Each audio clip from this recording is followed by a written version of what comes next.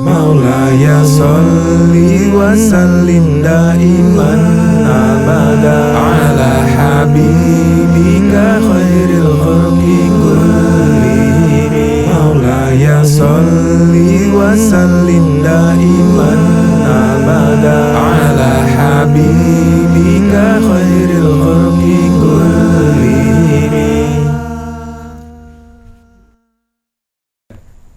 Assalamualaikum warahmatullahi wabarakatuh. Bismillah, alhamdulillah, wassalatu wassalamu ala rasulillah, amma ba'du. Sahabat Tasdid yang berbahagia, salam jumpa dengan kami, saya Abah Nawa dan juga guru kita Ustadz Ahmad Damanhuri. Kita akan berbincang-bincang tentang hal yang sederhana tapi penting untuk diketahui dan diamalkan serta seringkali diabaikan. Sahabat Tasdid, kali ini kita akan mengupas, berbincang-bincang tentang sholat sebagai kebutuhan primer. Dalam makna, sholat itu dibutuhkan di dalam kehidupan sehari-hari. Makna primer di sini atau biasa disebut dengan kebutuhan pokok, sesuatu yang harus ada dalam sesuatu. Jadi misalnya sebuah rumah atau bangunan, maka dalam rumah atau bangunan itu harus ada tiang. Kalau tak ada tiang, maka rumah tidak akan berdiri, bahkan tidak ada.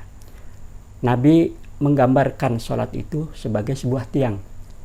As-sholatu imaduddin. Sholat adalah tiang agama. Oleh karena itu, sholat dianggap sebagai sebuah kebutuhan primer atau kebutuhan pokok. Begitu pentingnya sholat sehingga di dalam Al-Quran lebih dari 30 ayat menjelaskan tentang sholat.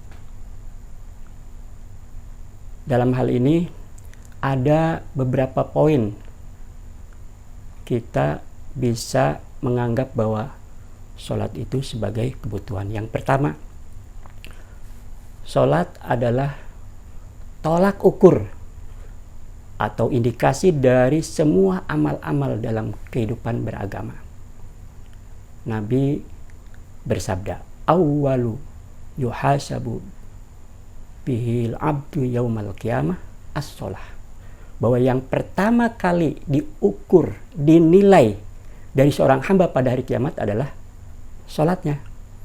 Kalau sholatnya bagus, maka amalan-amalan yang lain juga bagus. Sebagaimana tiang dalam sebuah bangunan, kalau tiangnya kuat, maka bangunannya berpotensi kuat juga. Tetapi kalau tiangnya lemah, maka bisa dipastikan bangunan menjadi lemah juga. Oleh karena itu, sholat merupakan bagian dari sesuatu yang pokok, yang penting di dalam kehidupan beragama, khususnya tentu agama Islam. Poin yang kedua, sholat juga menjadi perisai, menjadi benteng bagi kita dalam melaksanakan kehidupan sehari-hari. Dalam potongan ayat di dalam Al-Quran, inna sholata tanha anil fahsya'i wal munkar, bahwa sholat itu mencegah perbuatan keji dan mungkar. Jadi orang-orang yang sholat seharusnya adalah orang-orang yang meninggalkan perbuatan keji dan perbuatan mungkar. Perbuatan keji dalam makna perbuatan yang merugikan diri sendiri. Sedangkan mungkar adalah perbuatan yang selain merugikan diri sendiri, dia juga merugikan orang lain. Sholat adalah kebutuhan primer bagi kehidupan kita sebagai seorang muslim.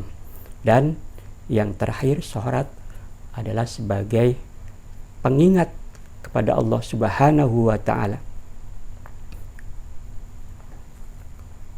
Karena sebuah bangunan ketika dia akan dibangun harus dirancang, dipersiapkan dulu, tiangnya itu dibuat profilnya akan dijadikan sebagai sebuah bangunan rumah biasa atau rumah ibadah, masjid, atau sebuah bangunan besar seperti apartemen.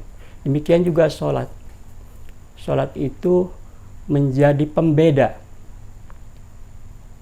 bagi seseorang apakah dia itu seorang muslim atau bukan seorang muslim.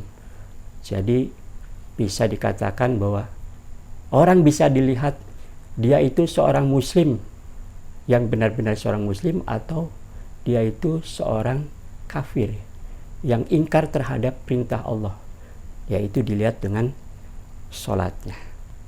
Sahabat tasdid yang berbahagia,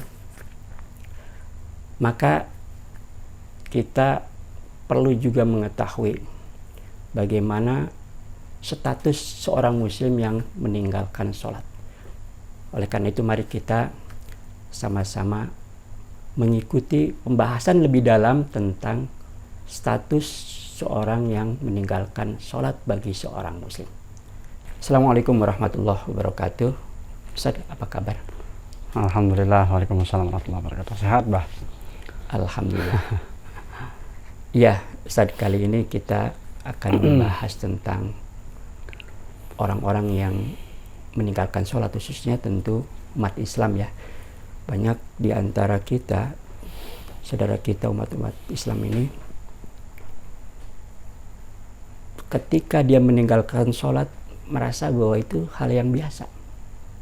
Padahal sholat adalah tiang agama.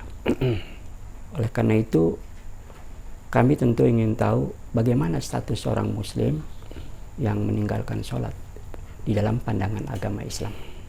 Silakan Ustaz. Baik, Jelaskan. itu jatuhnya berarti hukum fikih ya. Di dalam kitab-kitab fikih, hukum tariki sholat atau hukum orang yang meninggalkan sholat itu biasanya ditaruh di bab-bab terakhir ya, menjelang dia sebagai jenazah. Jadi nanti ada bab bersuci, kemudian bab wudhu, begitu kan, bab air, kemudian bab mandi wajib, kemudian bab sholat, karena itu kan berentet tuh ya. Lalu kemudian setelah bab sholat nanti ada bab sholat berjamaah, bab sholat Jumat, baru kemudian biasanya hukum orang yang meninggalkan sholat. Karena setelah itu ada hukum nanti bagaimana perlakuan muslimin sesama muslimin ketika salah satunya meninggal menjadi mayit, yang disebut hukum-hukum jenazah ya. Makanya itu bergantung dari status seorang muslim ketika dia hidup, apakah dia orang yang sholat atau orang yang sering meninggalkan sholat. Makanya babnya ditaruh di tengah-tengah antara hukum bersuci, kemudian sholat dan sebagainya, ibadah, kemudian ada hukum tentang jenazah. Karena nanti perlakuan kepada orang-orang yang meninggalkan sholat itu nanti terbagi dua. Dilihat dari dia meninggalkan sholat, kita pernah bahas hal ini sebelumnya ya. Akan tetapi waktu itu saya tidak terlalu komplit karena secara umum itu dibagi dua di dalam kitab-kitab fikih. Salah satunya bisa kita lihat di dalam Taqriratus Sadidah. Begitu juga kitab-kitab yang lain. Ini bisa dikatakan hukum yang ihtiyat. Ini mazhab kita Syafi'i. Mazhab Syafi'i dikenal dengan mazhab yang ihtiyat, hati-hati. Artinya tidak melulu terjebak kepada sikap takfiri, mengkafirkan orang begitu. Walaupun kata Nabi SAW, ma bainal mar'i wa baina kufrih tarkus salah, ya kan? Antara seseorang dan antara kekafirannya dia adalah meninggalkan sholat. Maksudnya orang itu tipis sekali keimanannya. Antara dia beriman dengan dia tidak beriman adalah dilihat dari apakah dia meninggalkan sholat ya. Itu Nabi. Artinya sebagian ulama menghukumi orang yang meninggalkan sholat berdasarkan hadis ini secara tekstual berarti kafir ya kan, mabainal kufur. Jadi berarti di mata Nabi orang yang meninggalkan sholat adalah kafir. Tapi kita bisa lihat sikap-sikap Nabi SAW ketika beliau melihat orang yang meninggalkan sholat jamaah ya. Tidak meninggalkan sholat, tentu pada zaman Nabi orang yang mengaku muslim tidak berani meninggalkan sholat, pasti bahaya besar karena di hadapan mereka jelas ada sosok Rasul SAW. Tapi kita bisa lihat di dalam kitab salah satunya Ibanatul Ahkam, Syarah Bulughul Maram, Syarah Bulughul Maram banyak ya. Kitab Bulughul Maram Ibnu Hajar itu banyak disyarahkan orang. Salah satunya kitab juga I'lamul Anam, Syarah Bulughul Maram yang terkini itu. Kemudian kita juga punya Syarah Bulughul Maram versi Sayyid Alwi Al-Maliki. Sayyid Alwi bin Abbas Al-Maliki, namanya Ibanatul Ahkam. Beliau mensyarahkan berdua dengan Syekh Sulaiman, sahabat beliau. Di dalam kitab Ibanatul Ahkam, Syarah Bulughul Maram, kita bisa lihat hadis bagaimana Rasul sallallahu alaihi wasallam itu berhasrat begitu. Kata Nabi sallallahu alaihi wasallam, saya berhasrat ketika ada orang yang tidak hadir Isya, ya, sholat Isya maksudnya. Saya menyuruh seseorang untuk mengimami sholat, kemudian saya datangi orang yang tidak ke masjid. Ya, itu kita bisa lihat di dalam syarah-syarahnya itu, baik syarah lafzinya, hukum secara bahasanya maupun secara ijmali, ya, secara umum maknanya itu bagaimana. Kita bisa lihat Nabi berhasrat saking melihat sholat Isya ini harusnya makmur. Kemudian Nabi menyaksikan beberapa orang yang masih sibuk di dalam rumahnya, maksudnya laki-laki, ya, karena Nabi juga pernah bersabda laisa li ahlil masjid laisa shalah, ya, laisa shalah li ahlil masjid illa fil masjid, ya. Atau bagaimana lafaznya, atau kama qala Rasulullah. Kita takut salah dalam hal ini ya, lafaz Nabi, karena lafaz itu banyak, tapi makna daripada lafaz tersebut tentu disepakati bahwa ini yang tahu ahli hadis ya. Kata Nabi sallallahu alaihi wasallam, tidak ada la sholata, saya baru ingat, la sholata li jaril masjid illa fil masjid. Tidak ada sholat bagi tetangga masjid kecuali di masjid. La sholata li jaril masjid illa fil masjid. Tidak ada sholat bagi tetangga masjid kecuali di masjid. Secara lafaz kesannya ini hukum sholat berjamaah di masjid hukumnya wajib bagi laki-laki. Ya, secara lafaz, makanya ada beberapa ulama, beberapa kelompok yang mengatakan bahwa sholat berjamaah hukumnya adalah wajib, ya, sholat fardu. Makanya mereka sampai memperjuangkan betul datang ke masjid. Ini bagus sebetulnya, daripada kita yang berfaham kadang-kadang sholat berjamaah hukumnya tidak wajib, artinya bisa di rumah. Makanya kita menyepelekan hal-hal kayak gini. Tapi orang yang berfaham bahwa berjamaah itu wajib, ini dahsyat, mereka mengejar walaupun dapat rakaat terakhir atau harus ketemu dengan masbuk dijadikan imam. Mereka perjuangkan betul masalah jamaah. Nah, oleh karena Nabi pernah bersabda tidak ada sholat bagi tetangga masjid kecuali di masjid, walaupun ulama kita mensyarahkannya beda, ya, artinya sholatan kamilah, artinya orang yang sholatnya di rumah tidak sempurna, begitu maksudnya. Itu faham ulama kita. Maka Nabi SAW, kata Nabi, saya betul-betul ingin mendatangi orang yang liman lam yashhad ala isya, bagi orang yang tidak hadir dalam sholat Isya, saya pengen nyuruh salah seorang untuk mengimami sholat di masjidku ini. Kemudian aku malah keluar mendatangi orang yang masih di rumahnya, kemudian aku bakar, aku nyalakan api, aku lempar ke atap rumahnya, kata Rasulullah SAW. Ini bagaimana orang yang meninggalkan jamaah sama Nabi, rumahnya mau dibakar. Ini nggak kejadian, nggak, tapi di dalam lafaz Bulughul Maram Nabi baru berhasrat. Tapi ini kejadian pada zaman Abu Bakar Siddiq. Ini dijadikan dasar hukum pada zaman Khalifah Abu Bakar Siddiq untuk memerangi orang yang meninggalkan jamaah dan memerangi orang yang tidak membayar zakat, yang kemudian terjadi perang Yamamah, ya. Perang Yamamah yang kemudian bertemu dengan Musailamah Al-Kadzab, Musailamah pembohong. Itu bagaimana Rasul SAW bersikap terhadap orang yang tidak sholat berjamaah, bagaimana terhadap orang yang tidak benar-benar sholat. Akan tetapi ulama Syafi'iyah tidak mau terjebak ke dalam takfiri yang membahayakan akidah mereka. Kalau mereka, kita bisa lihat di dalam bab-bab akidah, ya, banyak ulama-ulama besar dari Suriah, dari Mesir, itu memiliki kitab-kitab hadis, ya. Salah satunya saya punya kitabnya Syekh Ahmad Kaftaru, ulama besar Suriah, mufti Suriah. Itu beliau punya hadis-hadis akhlak Rasul SAW, akhlak Nabawi, ya, beberapa ribu hadis. Akhlak yang paling pertama dibahas, akhlak baik, khuluqul hasan yang paling dibahas, pertama dibahas adalah masalah mentakfirkan orang, mengkafirkan orang. Kata Nabi SAW, hadisnya banyak nih dengan lafaz yang berbeda-beda. Kata Nabi, barang siapa yang berkata kepada saudaranya yang muslim, anta kafir, maka kekafiran itu bisa saja kembali ke salah seorang di antara keduanya. Kalau dia tidak kafir, maka kekafiran balik kepada yang bicara. begitu, itu kan bahaya. Nah, kita khawatir bahwa tidak tegas ayat-ayat yang mengatakan orang yang meninggalkan sholat adalah kafir, kecuali orang yang benar-benar musyrik yang tidak diampuni dosanya oleh Allah. Karena Allah sendiri yang bilang Allah Subhanahu wa taala ya mengampuni semua dosa kecuali musyrik. Musyrik itu kan berarti ada i'tikad, ucapan yang menyebutkan bahwa dirinya adalah keluar dari Islam atau musyrik, benar-benar memusyrikan Allah. Jadi harus ada ucapan yang tegas bahwa seseorang itu musyrik. Jadi ulama-ulama kita tidak mengambil bahwa seseorang musyrik atau kafir dari hal meninggalkan sholatnya. Karena bisa saja orang berakidah dia muslim tapi dia memang kaslan, tarokahu kaslan, tarokaha kaslan. Dia meninggalkan sholat bisa saja dalam keadaan malas. Nah, ini makanya dibagi dua tadi. Orang yang meninggalkan sholat karena amdan wa juhudan, dan orang yang meninggalkan sholat karena malas, kaslan. Itu dua dibagi. Jadi tidak tegas apakah orang ini benar-benar kafir atau tidak. Artinya kalau orang yang meninggalkan sholat karena dia tidak meyakini bahwa sholat adalah perintah Allah, bisa jadi itu adalah kafir. Saya rasa semua orang muslim sepakat bahwa sholat adalah perintah Allah.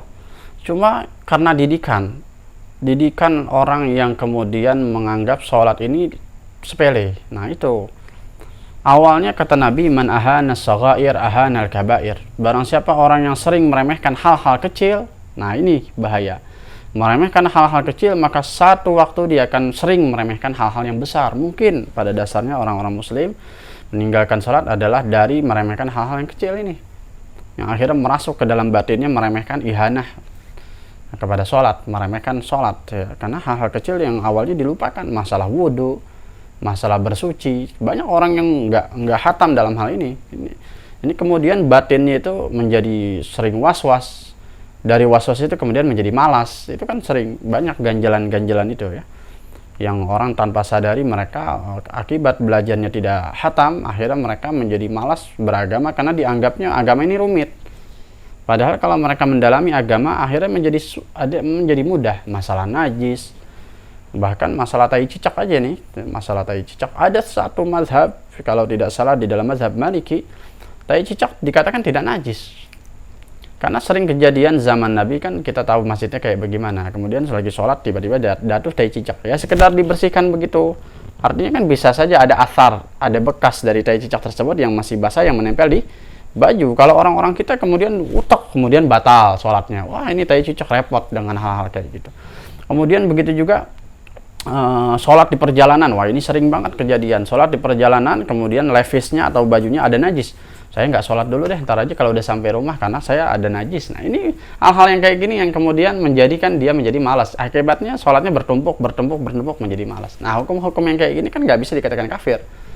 Karena secara akidah mereka tidak tegas kafirnya.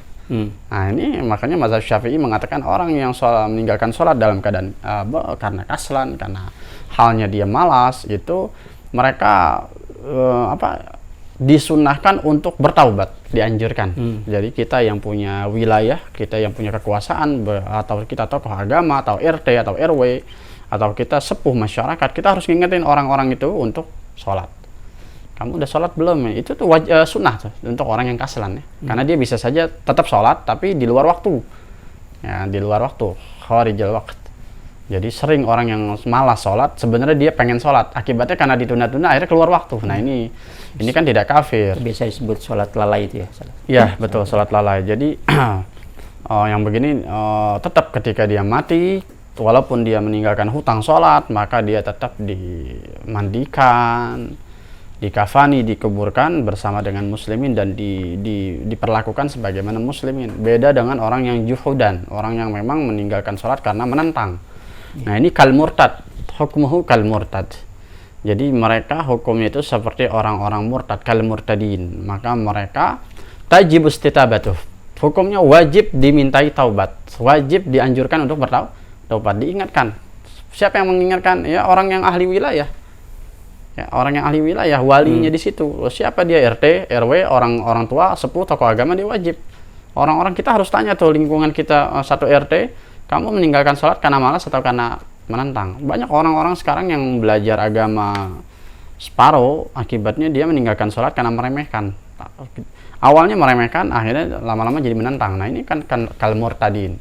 Atau gini, mungkin kasus yang orang ketika melihat sholat itu sebagai sebuah substansi ya, misalnya dalam sholat kan ada dikatakan bahwa sholat itu mencegah perbuatan keji dan mungkar. Berarti orang-orang yang sudah mampu meninggalkan perbuatan keji mungkar boleh tidak sholat karena substansinya sudah dapat. Atau ada juga yang mengatakan sholat itu untuk mengingat Allah. Orang-orang yang sudah punya kemampuan mengingat Allah tanpa sholat berarti tidak bisa sholat. Itu termasuk orang yang meninggalkan dalam bentuk apa ini kayaknya? Betul. Nah inilah ada sebuah peneliti ya. Kita punya peneliti masih muda, masih keras bicaranya, masih bagus, masih kuat di dalam di Indonesia ya. Salah satunya adalah saya pernah dengar pendapat atau penelitian dari Islah Bahrawi. Nah, ini biar teman-teman tahu, ada peneliti di kita namanya Islah Bahrawi. Saya tidak condong kepada ormas tertentu di sini, tapi kita punya itu dari, kalau tidak salah, beliau dari Nahdlatul Ulama. Islah Bahrawi ini sudah keliling-keliling ke dunia, ke Somalia, ke Suriah, ke Pakistan, ke India, kemana dia melihat perpecahan-perpecahan muslimin di luar-luar. Kata Islah Bahrawi, salah satu peneliti atau bisa dikatakan dia juga sejarawan mungkin ya, karena dia hafal kitab-kitab sejarah, walaupun dia tidak dikatakan kiai. Islah Bahrawi berkata, kita ini kebanyakan atau bahkan keseluruhan bukan penganut agama hakikatnya, di mana saja, baik di luar ataupun di Indonesia, di Nusantara. Kita ini sebetulnya hakikatnya bukan penganut agama Islam, agama Katolik atau Kristen, agama Buddha, Hindu, tapi kita ini penganut tafsir-tafsir agama. Nah ini unik kata-katanya. Kita bukan penganut agama secara hakikat, tapi kita adalah penganut tafsir-tafsir agama. Sehingga ketika kita ditanya apakah Anda muslim, kita iya muslim. Muslimnya muslim apa? Nah ini pertanyaannya akibatnya lanjut gara-gara hal kayak gitu. Nah hal-hal yang tadilah yang menyebabkan orang menafsirkan dengan tafsir-tafsir yang di luar ijma ulama, akibatnya muncullah faham-faham yang semacam ini, yang mengatakan substansinya saja, atau bisa dikatakan esensi dari sholat. Hakikat daripada sholat itu apa? Ya kalau kita udah dapat, kita nggak perlu sholat. Nah itulah penganut-penganut daripada tafsir ya, termasuk kita sebetulnya, kita juga penganut tafsir. Tapi kan kita digiring untuk sepakat dengan ijma muslimin. Kita harus ikut masuk kepada ijma muslimin sesuai dengan hadis Nabi SAW. Kata Nabi, alaikum bis sawadil a'zam, kalian harus ikut kepada kelompok yang terbesar. Makanya ada kitab di dalam kitab ulama kita, ulama Nusantara, dan kitab yang baru, yang terbaru saat ini, kita punya kitab namanya Irsyadud Darisin ila Ijma'il Mufassirin. Itu waktu peluncuran kitab Nahdlatul Turas itu dibagikan satu-satu, yaitu orang-orang yang senang dengan kitab-kitab klasik, tapi pemikirannya bagus, modern, digiring untuk memahami kitab-kitab klasik. Itu ada kitab namanya Irsyadud Darisin ila Ijma'il Mufassirin. Ini teman-teman harus tahu bahwa beberapa pelajar mereka mesti digiring untuk Ijma'il Mufassirin. Nah judul kitabnya kan Irsyadud Darisin, petunjuk atau menggiring orang-orang pelajar yang sedang meneliti pelajaran tentang sholat, tentang apa saja, ila ijma'il mufassirin, bagaimana kita sepakat dengan ijma'nya mufassirin. Jadi kita tidak menafsirkan dengan tafsiran sendiri. Kalau kita menafsirkan dengan tafsiran sendiri, jadilah kita seperti Mu'tazilah, orang yang memisahkan diri dari jamaah. Mu'tazilah pada zaman Hasan al-Basri, yang kalau tidak salah namanya Wasil bin Atta. Wasil bin Atta punya pemikiran sendiri, tafsir sendiri, pemahaman sendiri. Akhirnya dia keluar dari ijma' mufassirin, ijma' ulama pada saat itu, yaitu yang dipimpin Imam Hasan Basri yang memimpin kota Madinah waktu itu, menjadi imam besar Masjid Nabawi. Bisa dikatakan imam besar Masjid Nabawi pertama zaman tabi'in adalah Hasan al-Basri. Maka Wasil bin Atta ini keluar dari kelompoknya Hasan al-Basri ketika Hasan al-Basri mengkaji tentang azab kubur, nikmat kubur, hari kiamat, siksa kubur, dan lain sebagainya, orang yang di dalam kubur itu diazab, dan lain sebagainya. Nah, ketika tidak sepakat, tidak rasional menurut Wasil bin Atta, maka Wasil bin Atta bikin kelompok sendiri dan punya pengikut. Di pojokan Masjid Nabawi dia bikin, disitulah dia disebut Mu'tazil, atau Mu'tazilin, atau Mu'tazilah, yaitu orang-orang yang memisahkan diri dari kelompok yang sedang mengadakan kajian tersebut. Atau kita juga menjadi khawatir nanti kelompok-kelompok yang kalau di dalam kitabnya Syekh Hasyim Asy'ari, Aqidah Ahlussunnah wal Jamaah, saya punya kitabnya dan saya pernah baca dan sudah khatam di masjid saya.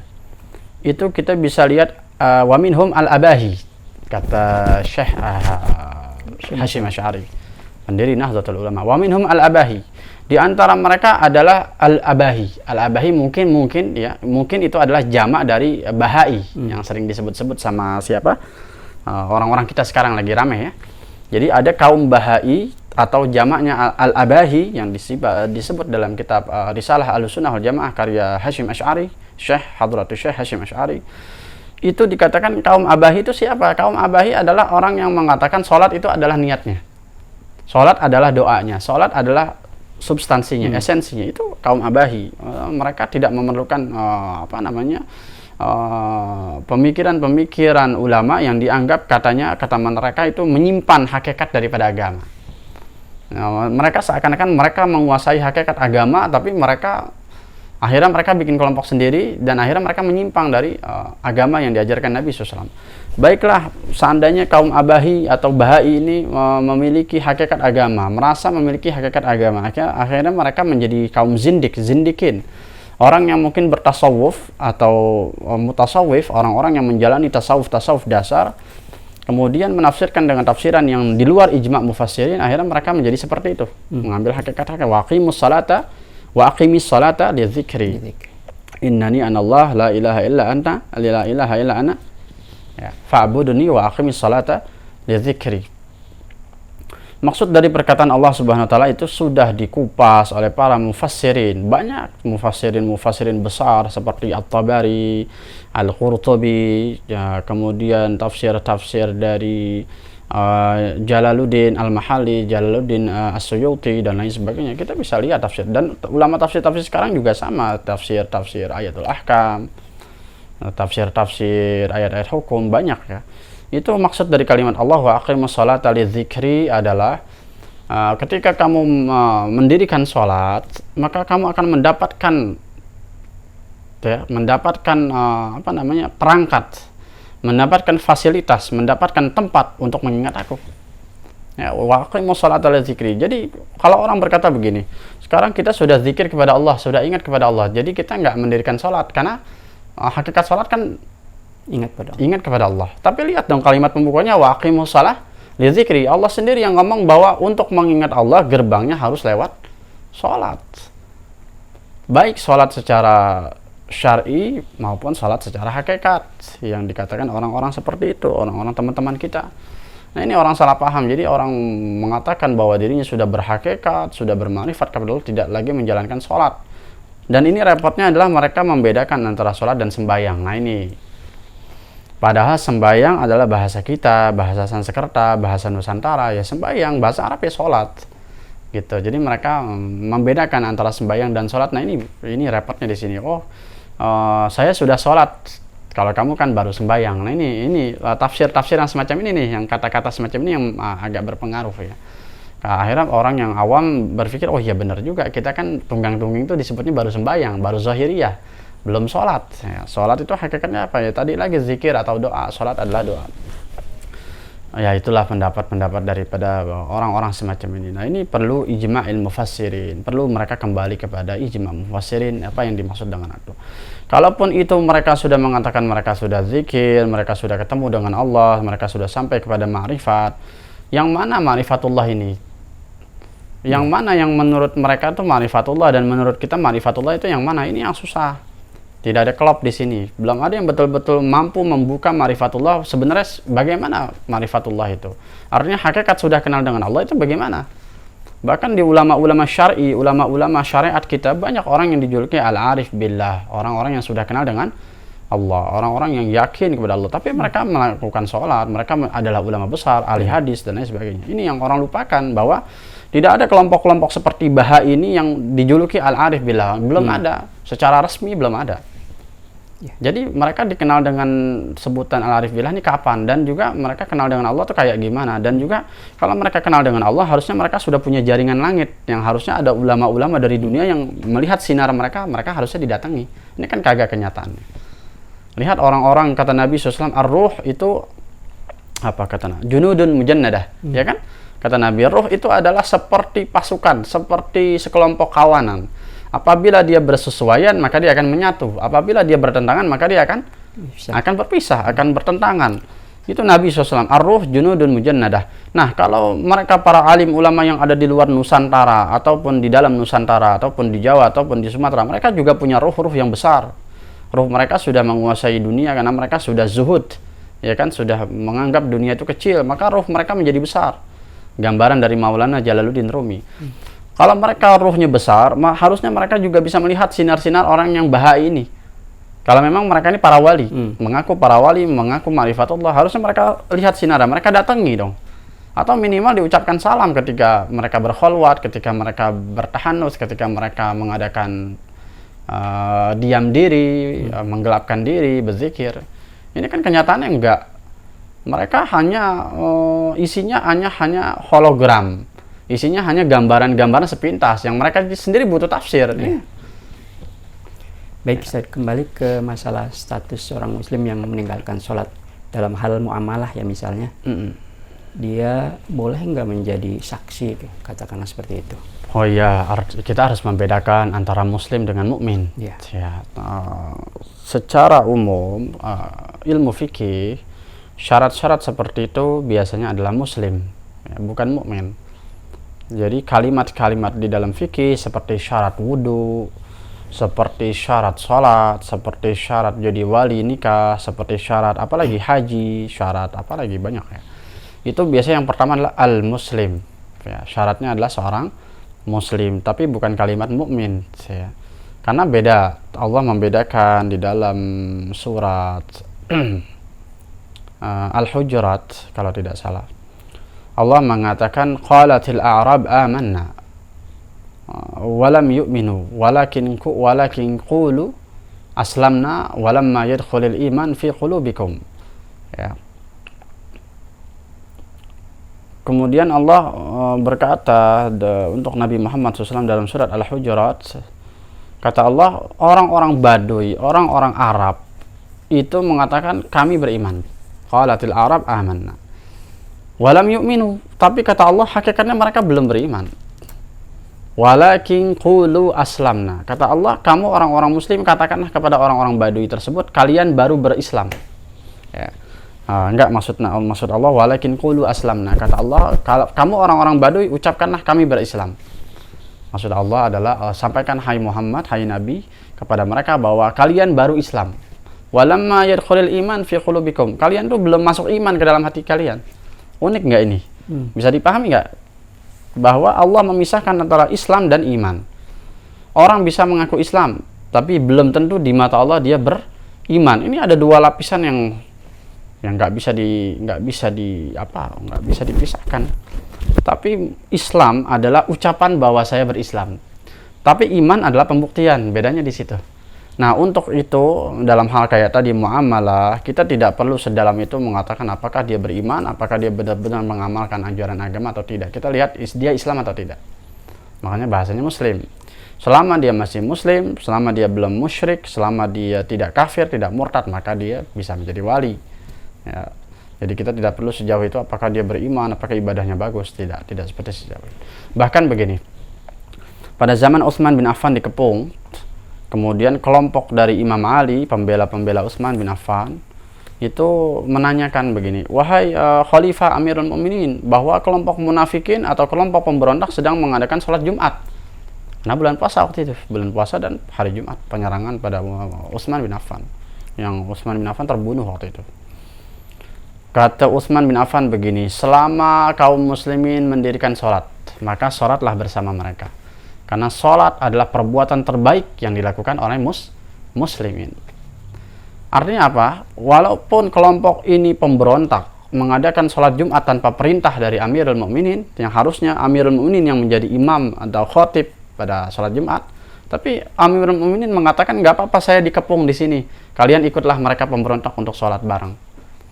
Bagaimana tuh pandangan Amirul Mukminin tentang masalah Islam ini kan jeli. Inilah yang tidak boleh kita sedalam itu untuk mengatakan apakah Anda mukmin atau tidak, apakah Anda ini murtad atau tidak, apakah Anda ini musyrik atau tidak. Tidak perlu sejauh itu. Selama dia masih muslim, masih syahadat, terlihat secara zahir masih sholat, kadang-kadang nggak apa-apa kita jadikan wali dan lain sebagainya, muamalah. Ya, itu justru pertanyaan itu muncul dari keterangan-keterangan agama yang menjelaskan bahwa Islam itu kan selain syahadat ada sholat, ada zakat. Berarti artinya kalau dia nggak sholat, perlu dipertanyakan keislamannya. Betul, ada tindakan tidak sholat, ada di dalam fikih, kita bisa lihat di dalam Fathul Qorib, Syarah Taqrib, salah satunya, kitab ulama besar, itu yang dijadikan syarat atau dijadikan wanti-wanti atau kehati-hatian untuk memilih seorang wali, bahkan wali nikah, bukan dilihat dari sholatnya, tapi dilihat dari apakah dia fasik atau tidak. Nah, orang yang fasik inilah yang tidak boleh jadi wali nikah. Nah, itu iya yang dimaksud jadi fasik orang itu. Orang fasik itu berbeda dengan orang yang meninggalkan sholat. Walaupun orang yang meninggalkan sholat bagian dari fasik, betul, meninggalkan sholat bagian dari fasik. Tapi fasik secara umum yang kita tahu adalah melakukan perbuatan jahat. Kita tidak tahu kan orang yang meninggalkan sholat belum tentu dia pemabuk, belum tentu dia pezina, belum tentu dia pencuri. Tapi kalau jelas-jelas dia pencuri, jelas-jelas dia pemabuk, jelas-jelas dia pezina, tapi dia sering ke masjid, ini mana? Itu yang dimaksud fasik. Adalah orang-orang yang beragama tapi tidak menjalankan agama. Boleh dia terlihat sering subuh di masjid, Jumatan, Zohor, sering ada nih. Tapi malamnya dia mencuri, malamnya dia berzina, malamnya dia mabuk. Kan banyak orang kayak gitu. Nah, orang yang kayak gini justru yang nggak boleh jadi wali nikah. Begitu. Tapi kalau secara zahir dia terlihat tidak ke masjid, terlihat tidak sholat, terlihat ya, kita nggak tahu karena kita tidak tahu dia sholat atau tidak. Kita nggak perlu sejauh itu. Nah, selama dia tidak melakukan hal-hal fasik, ini yang justru boleh dijadikan sebagai wali. Jadi beda. Kalau orang yang fasik itu adalah orang pemabuk yang dikhawatirkan nanti dia ngaco ketika menjadi wali, kan begitu. Atau dia pencuri yang orang tahu bahwa dia adalah seorang sarik pencuri, atau dia orang yang mudminul khamr, orang yang senantiasa minum khamr, ini nggak boleh jadi wali nikah. Dan kita bahkan dilarang bermuamalah dengan orang yang semacam ini karena akan menjadi pengkhianat biasanya. Ya, berbeda orang yang meninggalkan sholat, artinya orang yang meninggalkan sholat secara kaslan ya, bukan juhudan. Kalau juhudan jelas dia kal murtad, dia seperti murtad. Orang yang meninggalkan sholat karena kaslan, karena malas, nah ini masih boleh dijadikan sebagai wali dan kita masih boleh muamalah. Kayak tadi, kayak Utsman bin Affan mengatakan silahkan sholat bareng mereka. Padahal itu pemberontak. Dalam banyak hal ya tentang meninggalkan sholat, Nabi kan begitu keras ya, misalkan menjadikan seorang itu terkesan sebagai seorang kafir. Itu kan tujuannya supaya orang-orang itu ya seharusnya tidak meninggalkan sholat. Nah, bagaimana dengan kita sebagai seorang dai yang banyak sekali melihat di lingkungan kita meninggalkan orang Islam yang jelas Islam meninggalkan sholat, ini kira-kira apa ya solusinya supaya orang itu merasa bahwa sholat itu wajib, harus dilakukan tanpa kecuali, dia nggak boleh meninggalkan. Solusi kita kembali kepada pendidikan kaum muslimin saat ini. Pendidikan kaum muslimin saat ini udah kacau balau ya. Makanya Nabi SAW mengatakan, ajarilah anakmu pada usia 7 tahun, 5 tahun sampai 7 tahun sholat. Apabila dia meninggalkan sholat pada usia 10 tahun, maka pukullah. Itu didikan dari awal. Pukullah dengan syarat-syarat yang kita harus jeli ya, nggak asal pukul begini petuk gitu, nggak boleh ya. Pukulnya dengan syarat-syarat yang ulama fikih sudah kupas dengan panjang lebar, kita akan kupas lagi di waktu kesempatan yang lain. Itu pendidikan dari awal, bagaimana Rasul SAW mendidik seseorang muslim dari kecil untuk tidak menyepelekan sholat. Permasalahannya adalah inilah kaum muslimin dari awal pendidikan itu dirinya sendiri tidak sholat, anaknya tidak diajar sholat, akhirnya anaknya tumbuh dewasa menjadi seperti dia yang meremehkan sholat. Pendidikan ini kalau kita bilang solusinya bagaimana ya? Solusinya adalah tadi, yundabu istitabatuh atau tajibu istitabatuh. Kita sebagai orang yang punya kuasa, tokoh agama, ketua masjid dan lain sebagainya, orang yang disegani, mungkin kita orang yang disegani, kita sunnah untuk menganjurkan dia sholat aja udah. Kamu sholat, kamu menjalankan sholat, kamu harus taubat. Itu aja yang diwajibkan. Karena memang kita sesama muslimin harus wasiyah. Itu yang diwajibkan. Jadi kalau dibilang solusi itu bukan tidak ada solusi, bukan. Solusi itu adalah seperti kita menanam pohon untuk penghijauan. Sekarang kalau kita bilang solusi penghijauan apa? Ya solusi penghijauan nanam pohon. Wah, nanam pohon kan lama, dari kecil harus gede, harus dirawat. Ya memang kayak gitu karena udah terlanjur rusak. Jadi kalau kita solusinya banjir apa ya, solusinya ini apa ya, solusinya gempa itu apa ya, orang yang ahli perhutanan atau orang yang ahli bumi mengatakan nanam pohon, nggak ada lagi. Maksudnya apa? Itu kias ya, satu gambaran aja. Nanam pohon kan lama, dari kecil dirawat loh, itu sementara banjirnya sekarang ya betul, tapi kita sudah terlanjur rusak sudah lama. Nah itulah ketika Maulana Jalaluddin Rumi mengatakan untuk mendidik anak, kamu jadikanlah dia itu seperti pohon berduri. Anggaplah dia seperti pohon berduri. Kalau kamu lalai, nanti dia gede 20 tahun, akarnya tuh durinya sudah keras. Kamu sulit untuk mematahkan itu. Untuk menebang duri tersebut kamu butuh tenaga, butuh waktu, sementara kamu semakin lemah, semakin tua. Maka mumpung kamu masih segar, masih muda, punya anak, didiklah dia seperti pohon berduri. Ketika muncul duri sedikit dipotong, muncul duri sedikit dipangkas. Begitu, ada pelanggaran sedikit dipangkas, ada pelanggaran sedikit dipotong, dirawat dengan baik. Kita kan enggak, zaman sekarang pendidikan kita enggak pernah nasihati anak untuk sholat, tapi ketika anak tidak sholat kita marah-marah. Pendidikan yang salah. Jadi orang banyak salah ketika mendidik anak adalah sekedar sholat ke masjid, begini dipukul. Didikannya semacam apa ya? Padahal kita harus jadikan anak itu, jadikanlah sahabat. Ya, jadikanlah sahabat, kita harus dengar keluhan mereka, kendala mereka apa, kita harus jeli dalam hal ini. Ini yang tidak dilakukan umat-umat muslim, akhirnya pendidikannya berantakan kayak gini.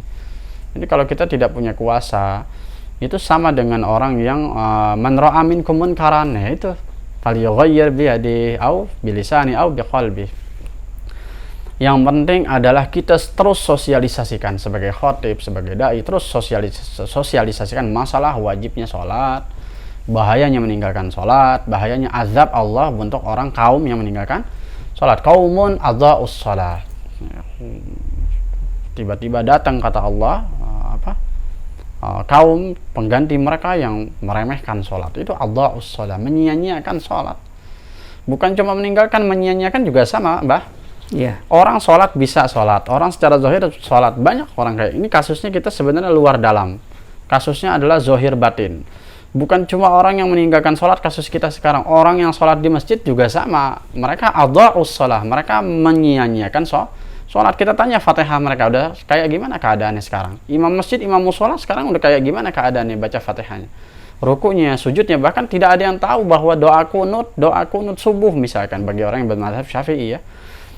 Orang yang kunut subuh bahkan tidak membaca sholawat disertai alu wala alihi, tidak disertai dengan keluarga Nabi SAW, hanya wassallallahu ala Muhammadin, di situ saja, kemudian dia langsung sujud. Itu bahkan di dalam mazhab Syafi'i nggak sah kunutnya, harus sujud sahwi. Sampai hal-hal semacam ini orang enggak. Kemudian Nabi SAW, janganlah kalian sujud seperti sujudnya anjing. Banyak orang yang sujud seperti sujudnya anjing kan, sujudnya begini. Ya. Banyak orang meremehkan. Kemudian selesai sholat, mau pulang masjid, mau meninggalkan masjid, banyak orang yang sujud tujuannya apa? Sujud. Mau meninggalkan masjid dengan alasan rindu dengan masjid atau cinta dengan masjid, kemudian mau bubaran, mau kembali, mau pulang, sujud dulu, agak lama sedikit. Bahkan ada juga yang baru selesai salam langsung sujud. Tujuannya apa? Kan sujudnya tadi udah. Di dalam ilmu fikih, sujud tanpa tujuan itu hukumnya haram. Banyak orang-orang semacam ini. Bahkan mereka dalam hal ibadah, mereka rajin ibadah, mereka masih adza'us shalah. Fawailul lil musallin alladzina hum an. Pakai kalimat an. Mereka tetap sholat kok.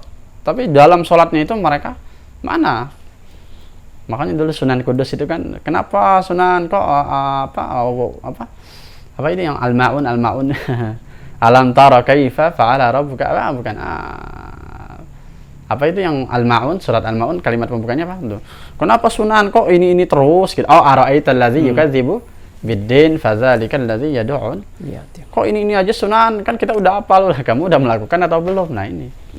Kita lupa bahwa esensi sholat, hakikat daripada sholat kita belum menjalankan. Nah, inilah yang mungkin ya menjadi alasan, menjadi penggerak, menjadi motif yang membuat kaum bahai akhirnya meremehkan orang-orang yang suka ada di masjid. Akhirnya akidah mereka semakin kuat karena mereka merasa mereka sudah sampai kepada Allah. Kita nih yang di masjid malah belum.